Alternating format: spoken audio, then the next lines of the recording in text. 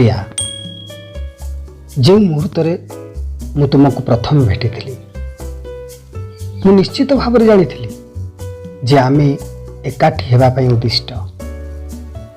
ଆଉ ସେହି ଦିନଠାରୁ ଆଜି ପର୍ଯ୍ୟନ୍ତ ମୁଁ ତୁମ ସହିତ ଏକ ମୁହୂର୍ତ୍ତରେ ବି ଅନୁତାପ କରିନାହିଁ।